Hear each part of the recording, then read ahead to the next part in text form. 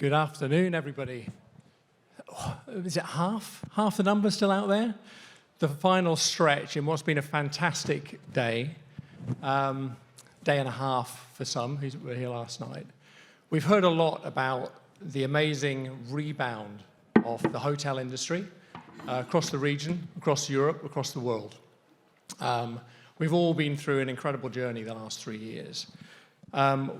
We've got an amazing panel here this afternoon who are all involved in development, operations across the region and are looking forward to some very interesting times over the coming few years. So again, to recap, we know that there are challenges ahead. We know that hotels have done relatively well. We've heard they've done relatively well against the other real estate sectors. But what we want to do is try and look forward to the key components that are going to make the difference for successful hotel developments going forward. It's a super challenging time. I think it was Frank Bruhl, a colleague of Demos from Accor, who said that hotels are the best asset class. So what I'd like to do is maybe kick off here with Martina of UBM. UBM is involved in all asset classes. You own office, you're involved in resi and hotel. Is that correct? Is Frank right? Well, my big passion is hotels, so that's to start off, but I think we need to talk first about reality and then look into the future. So reality is that beginning of 2020, as the biggest hotel developer in Europe, with having developed over 60 hotels in Czech Republic, Poland, Germany, Netherlands, as well as Austria, we had to realize that as a stock-listed company, we have to make a change of strategy because otherwise our stock would have collapsed, the stock value. So what we decided is to become the biggest timber construction developer, because what we need to do is, as a developer, we need to build and sell. So at that stage, we knew any hotel that we build will be hard to sell within the next couple of years, because if you don't have returns coming in, then there's no way you can find the market for it, especially at the price that we built it at that stage. So we had in total 12 hotels in development, whereas 6 hotels were already in execution. So those we finalized throughout Corona and opened in Corona, which was a challenge as that. And 6 hotels, we changed the purpose. So for example, in Frankfurt, out of a hotel at Europaallee, we made our first timber construction office building, where we have now already a tenant for 70% of the space. So I think that is how we need to redefine our way forward. So you took a hotel planned structure and converted it into office. Exactly, it was still in a planning stage, so that's where we had the opportunity to do so. But obviously we had to submit, had to redo the permits. But I think it was a very important step to do that strategic change, especially now with, and that's when we talk later about the future and the successful projects, about timber construction as a clear ESG positioning for future development. Fantastic. So the answer seems to be no. Not necessarily. So flexibility is key. I'd like to go over to Luca. Now, the Lenniker's group are involved, again, in multiple real estate classes and other products, including delicious wine that most of us, I hope, had some of last night. From your group perspective, Luca, how do hotels fit? Are they the best asset class? I think it really depends on the location. So some locations have the clear sign of being a hotel, and that's the best use of that space as well.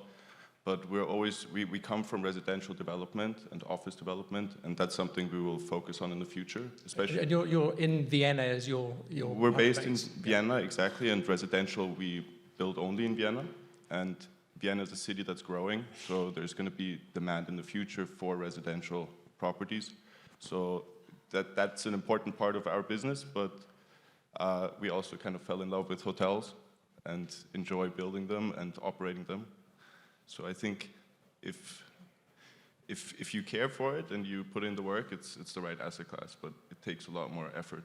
So do you think in 5 years the balance of your portfolio will be more skewed towards hotels or less? So we build residential to sell it, so we don't own it in the portfolio, but we're trying to build a hotel portfolio for the future, for sure. Okay. And Martina, do you think hotels will feature less in 5 years based on your current I strategy? think it will take time. So at the moment, when we look at our pipeline, which is 2.1 billion, then we focus on residential and offices in our key markets. We have 2 hotel developments that we're looking at. One we will execute in the next years, but we think it's going to take a bit of time. So right now, when we look at the portfolio that we currently operate, which is in total 17 hotels, then we see that we are still in a recovery phase. So as long and as well, we have a couple of hotels that we didn't sell yet, which we're only going to put on the market next year because it was built at a certain construction cost, at a certain price of land plot. So we need to sell it at a certain margin in order to keep up our business. So the transaction market's going to be really slow now, and until operation fully recovers, which we expect to be in 2024, we will be looking at developments again. So I'm very positive about that, but it will take some time. Okay, so still a strong sector, but flexibility. We will stick with it. Hotels. You're going to stick with hotels. Our core want to stick with hotels. No, but I think everything was said just now makes sense. Obviously, hotels had a hard time. On the other hand, it all opens possibilities for us, right? Residential is something what you can do in mixed use with hotels. I mean, I hope most of you have seen it yesterday at our Joe & Joe, which is combined with an IKEA. I mean, a few years ago, maybe that was nearly impossible project. It took a time to get there, definitely, but mixed use is something, we all need to look at. We don't need the typical hotels, 400 rooms, my space, similar like we are here actually, but also this is a mixed use, right? And hotels will always bring life and entertainment in a way there, and that all our brands can do that by now. So we're all learning to be flexible and putting in new sort of standards and more efficiency. I think that comes into the design side. So, David, you're involved in the project management, design and planning of hotel projects, and among others. Despite the huge rebound, particularly at the RevPAR level, we all know, and we've heard over the day, that costs are going up. Costs for operations, costs for financing, costs for construction. What are the key things that are changing from your perspective in terms of design and planning for hotel and broader hospitality development?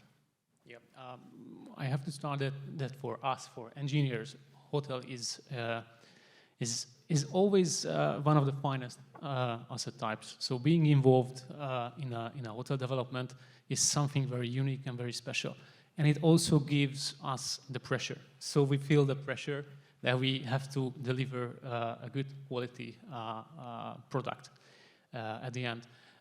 So for us, it is very, very important to involve all the relevant stakeholders as early as possible into the project, to get to know all the targets, all the goals that you have, basically we need to understand how you behave and how what brands want and what the owners, the hoteliers want. Especially that this is the construction is costly, and my assumption is that it will not really drop. Finance, it seems that we have difficulties with finance, so we really need to define the focus areas, prioritize, and then to lay out the project plan and the design brief, so we have an agenda for that. So that's looking closely at the return per square meter, basically really looking in detail at the operations of every piece of the property. Yeah, definitely. Sustainability, I know there is another panel. It comes into every conversation, I think. Just from, again, your perspective, what you're seeing in projects, what's the impact of sustainability, more broadly in terms of the design and planning elements? It is not a question. It's above all argument that you and all the developers and all the stakeholders have to consider sustainability issues. Well, I think the point here, the key that we have to realize that there is a new stakeholder, so you have to involve the sustainability project manager into the project, and you have to involve this BREEAM. BREEAM is a green building certification standard. Probably you know that. BREEAM call it sustainability champion. That's a great name, I think. But that's a project manager. You need to involve as early as possible. So that's I think that's a key.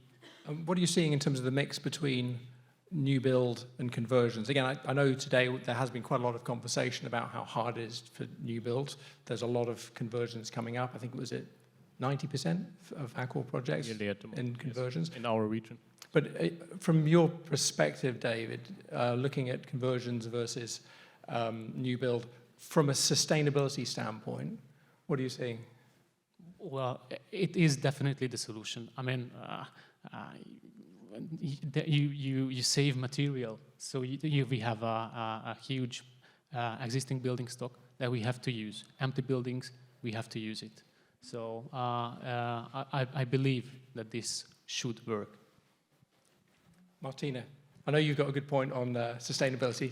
Here's the platform. No, I think what is truly important, and we all need to understand, if we look at the portfolios of institutional investors, they have so many stranding assets in their portfolio, so there will be a huge opportunity for conversions for hotels or any other asset classes. But I think also, as we're talking about hotels, we see there as well a great opportunity in the future to take real estate out of those funds, redevelop them, so also as an upside for developers, develop them to green, to make them EU taxonomy aligned, and then put them back into the funds. So that will be a huge business coming up in the future, and I think that's something we made ourselves ready for, to really identify this as a new business unit within. So that's repurposing existing real estate, whether or not originally a hotel,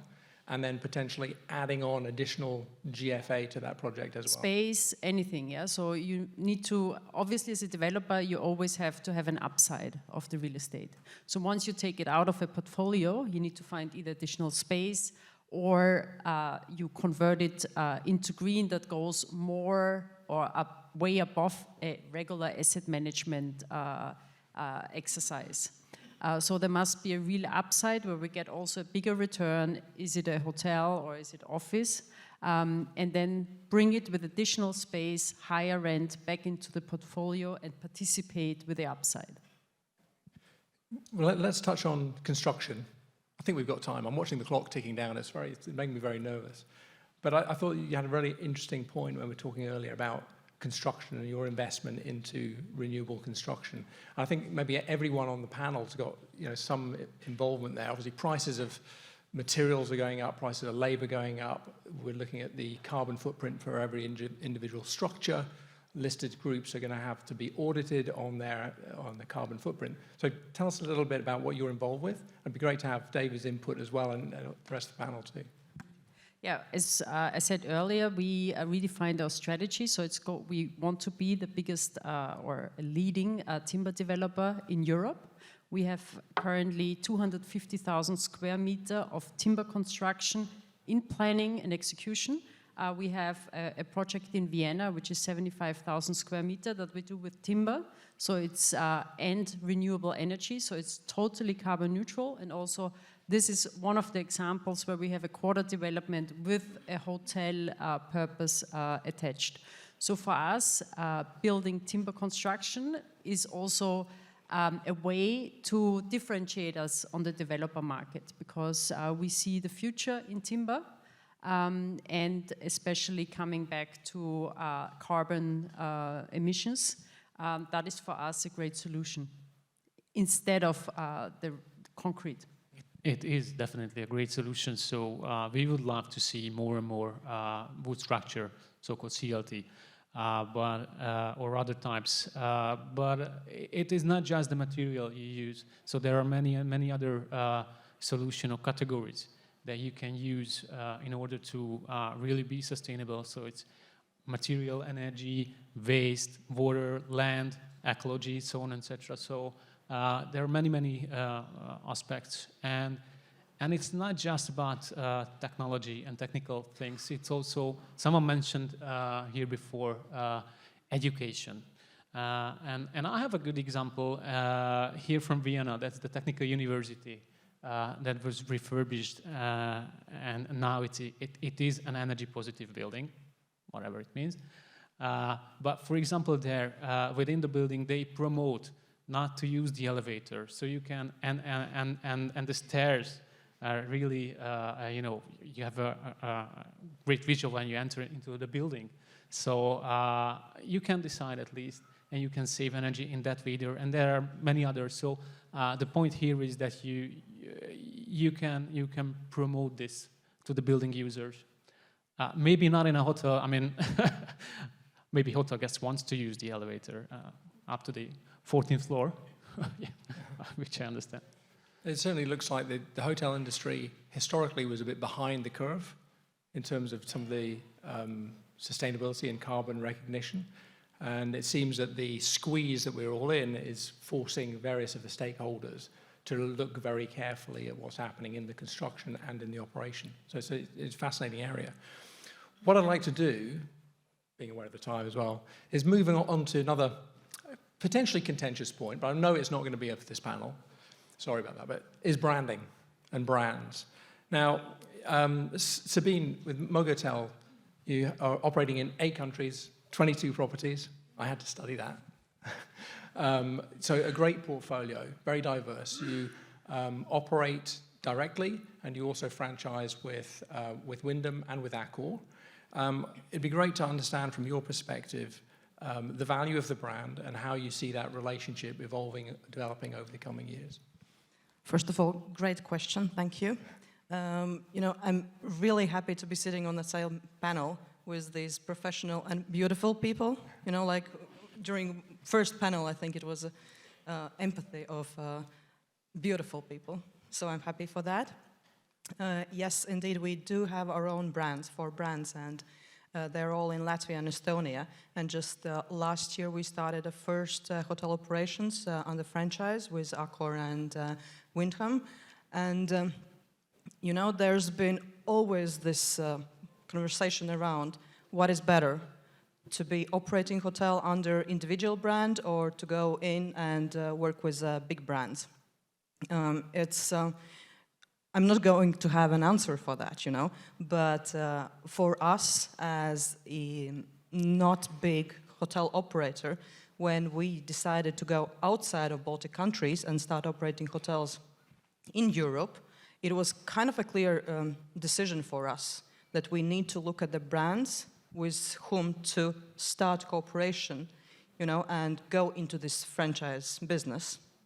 And so far, I think we're doing great, and we as a white label operator, we are in a fantastic position because we have opportunity to learn all the possible brands, and to work with them and to learn from them and use their know-how, their, everything, how they are working and attracting the clients to their hotels.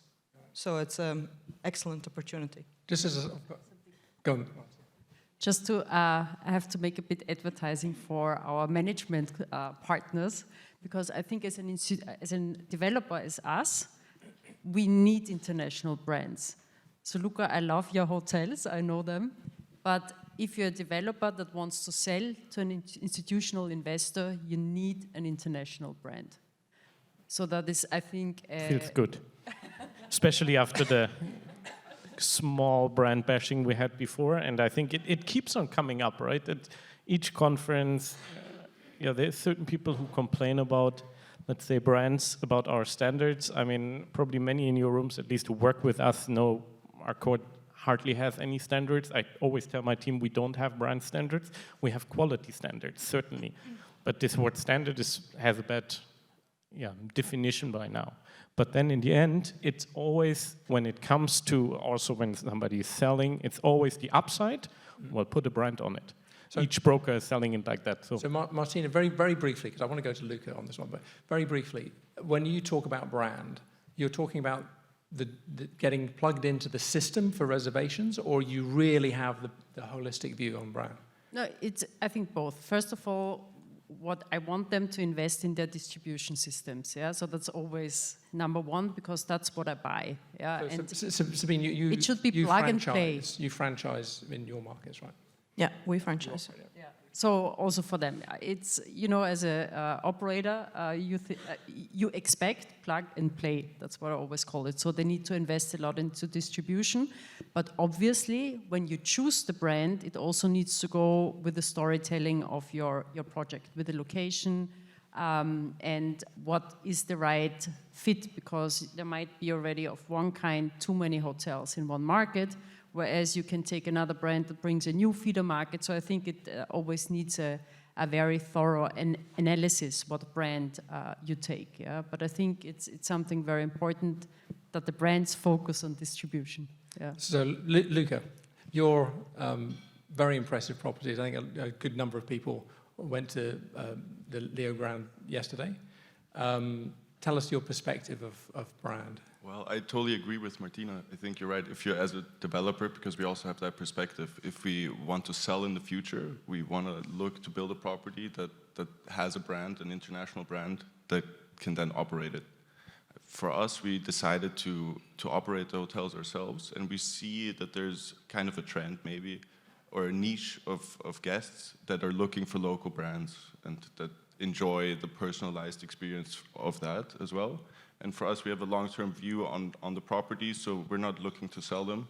So that gives us a different perspective. So we just have that local brand, and we talked about this before for a second. I think it also helps us to have employees that stand behind the brand as a local brand, where maybe the local community is also involved as well, and that helps us retain employees and build a great team. And having the brands also adds to the engineers. So when we talk about the design brief, so the technical requirements, we also have to add the brief, the baseline from the brand, what the requirements are. So in Vienna, really, Lennikes is a brand, right? So you're recognized particularly through residential, but so here locally Lennikes is a brand, but I think the discussion maybe from the Mogatel experience as well is once you go further afield into a new market or an area that you maybe that name is not as well known, the employees might not know you as well, then the bigger group brands have got more clout. And again, that comes into the technical standards and specifications as well. Coming onto the brand in terms of Accor, Timo, I mean, where are you seeing the opportunity as you expand out across the world? I think Accor 5,500 properties. Yes. Worldwide. 40 plus brands. About 5,000 brands. Not yet. Like that. Lots of new names. Quite interesting. We had a good couple of conversations over the last few days. No, I think what's essential for us, I mean, it's said already multiple times, we need to update our business model accordingly as well. And I think what we have in our brand basket, so to say, we have a standardized brand for the partners who really want it, where you get really everything described until, you know, the last screw in the building, Ibis Red, for example. At the same time, we always have a flexible brand in the same segment, so to say. So taking Novotel over here, more of a standardized brand, Mercure on the other hand in the mid-scale segment being a fully flexible brand. And then on top of that, and we have a collection. And that I think is exactly where we can work together as well, or where we actually get the approach from any individual hotels who say, well, you know, we want to keep it ourselves. The employees are proud to work for Lennikes, but we need an international reservation system to drive loyalty, to drive rates ultimately. And at the same time, we don't want that our partner are losing their individuality and their guest segment. And I think that's where we can work together, because in that way, for each partner, because every partner has different needs. And coming back to the location as well, maybe a collection brand we know will work in Vienna, but will it work in, as a third tier 3 city, somewhere, let's say, on the outskirts? There might be, an Ibis hotel or a Holiday Inn express something more of what they will like. And that we do have, our competitors have that as well. And that's where we need to grow with the trend. So are you fussy on location when you go into a secondary city? I mean, is location as important as Conrad Hilton said back in the day? Well, I think in our region in particular, we are lucky because we have so many different economic powerhouses, right? Especially now in Germany, it's not all concentrated on 1 or 2 cities.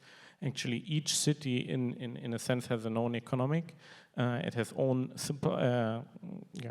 demand. And that's why also with an Ibis Styles, often in location, you can actually achieve a rate, 100 euros and above. You're the top hotel in the city.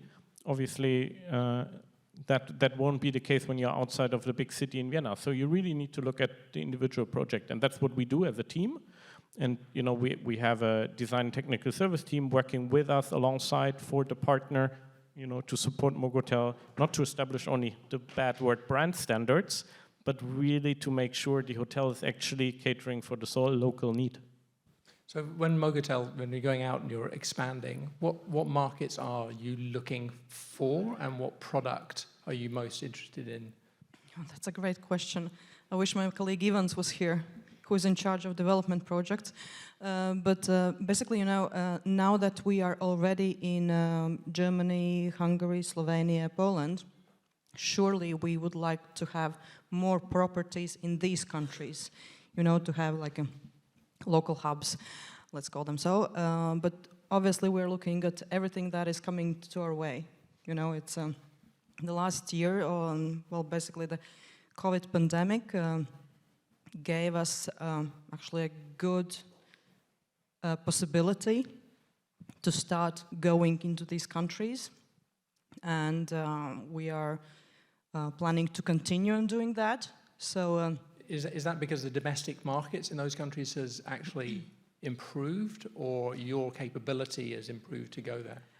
It's actually, let's be honest, there were quite a lot of, not a lot, but still there were hotel operators that ran out of business.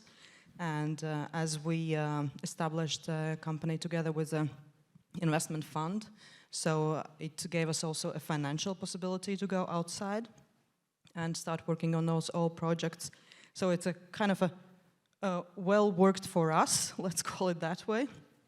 But I think that how we evaluate the properties, basically every property, every city is of interest to us first. We look, of course, for the location, then we think what kind of brand could be there. It's great, actually, that big brands have so many, those sub-brands, can you call them that? Concepts, yeah. Yeah, concepts. So you can actually choose from quite a wide range of concept brands, and together with the brand then find the best possible for this specific property, which is, I think, great. And it sounds like there's a lot of complication, though, with the conversion properties, the individual assets. If you're building something from a standard plan on a clean, flat site, you can throw it up fairly fast. Ideal. But if you're doing something like Leo Grande, you're doing a conversion of a historic building, it can take... Yeah, like we're doing now in Budapest, yeah. So how do the brands provide support? Are they able to provide support? How can David help you? Sure, I mean, we can't do anything without them.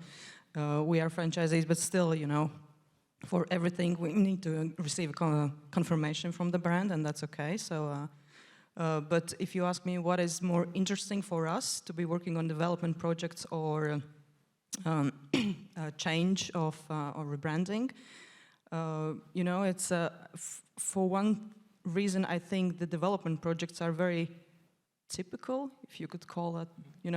Brands just give a big brand book, say... A vanilla kind of brand, yeah. Yeah, just like, do it like it's written, and its creativity kind of stops there, unless it's a dual brand property, which is kind of a trendy now, I think.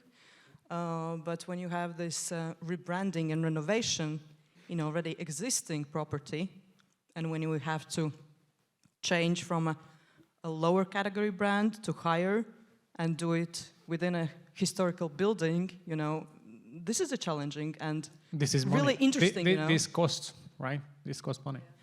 Yeah, but I mean, this is what makes our lives more interesting, you know, and exciting. This is a positive, not a negative. This is a Okay. positive thing. Yeah.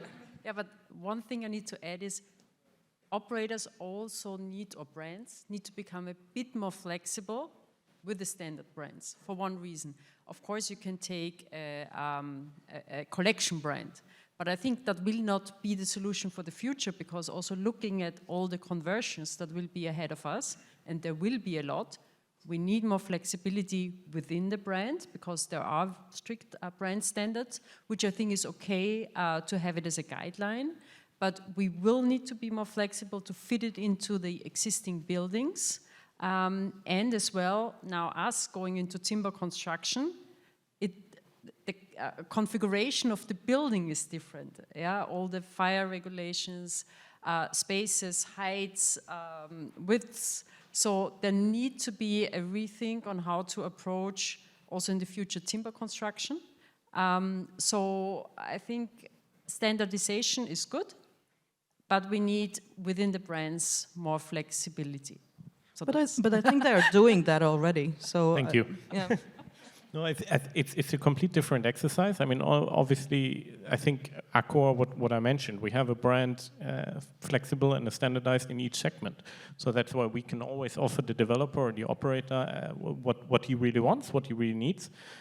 The word standard, you know, for me, I can only repeat, it's something we don't use and we shouldn't use, because it's over. The standardized hotel concepts for us, that's in the past. Maybe it will come back one day, but that's not what the client is looking for, operators looking for. So the key components of success as the clock ticks are really seem to be about flexibility. First of all, to the initial point, the hotel sector clearly has a great potential going forward, but it is one of several.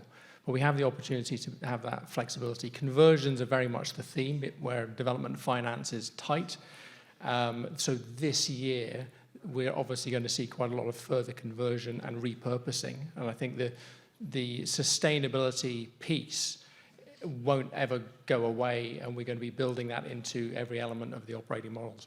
Before we end, I'd like to ask each of the panelists to pick out a property, real or imagined, their own or somebody else's, that they think would be a flagship for the future success, a successful hotel going forward into the future. So maybe I'll start at the end, just because on the list, Luca. So I think I would have to choose our newly opened hotel, the Leo Grand.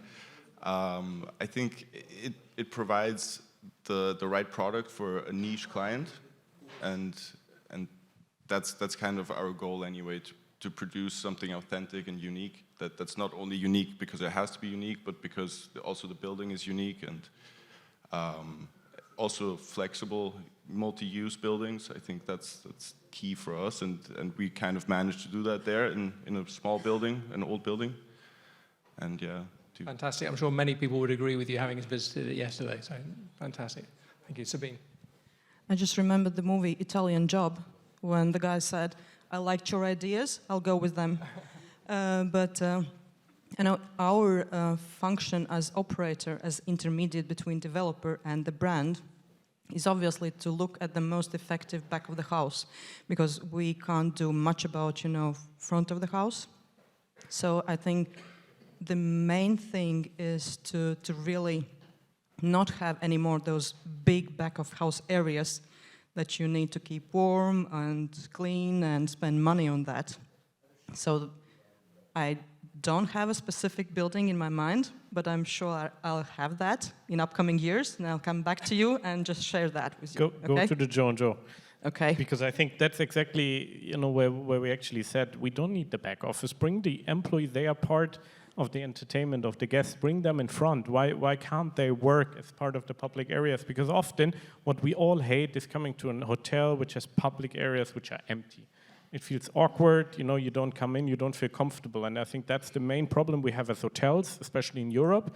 We are still considered as kind of a side business, and when you come in, also our restaurant concepts are often not lively enough than the local competitors. And that's what we did in Vienna, really. So, Timo, your property is? The Joe and Joe in Vienna. Joe and Joe Vienna. Fantastic.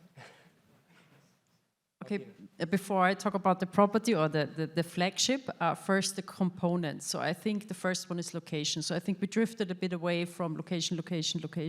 So that's coming back. Yeah, so it's getting more important than ever. Second thing is the land plot price. We don't think the price is going to drop, slightly maybe, but not significantly. So we only have the component of the building construction, which we think in timber construction we're about the same, but we need to be faster. So by being faster in the construction, which has been proven in 11 weeks, we built 8 stories in timber construction, so that's way faster than if you would build in contract, which goes straight into in your interest saving. Yeah. So time is for us a big issue. So we need to get faster to the permits. So what we're lobbying for is also with the authorities to get faster processes by bringing EU taxonomy aligned projects. So that's the second component, and standardization. So really to work, because wooden construction is prepared outside of the city, so it's modular, and that is a better way to, so there's not as much traffic as you have by building in a city. So these are all components that help us bring the construction price or the total investment down. So where did we realize that? That's location Leopoldquartier, which is right next to the first district in the second district. And it's a quarter development where we do the timber construction, and also here expect higher returns based on also the rental levels you get, first of all, for our hotel, and secondly, for our office building. As we saw already, the tenants are willing to pay more if they get into a EU taxonomy aligned building. And also that goes for financing. You get easier financing by applying those with better interest rates, applying those parameters. Excellent. Thank you very much. So that means sustainability is supported from many ways. And actually that's my dream property, which is created in a sustainable way. And it is definitely an existing building transformation. Great. Thank you very much, panel. It's been a really great session. Sorry it's been so short, 5 minutes longer than we meant to be. Well worth it, I think you'll all agree. Please thank the panel. Thank you.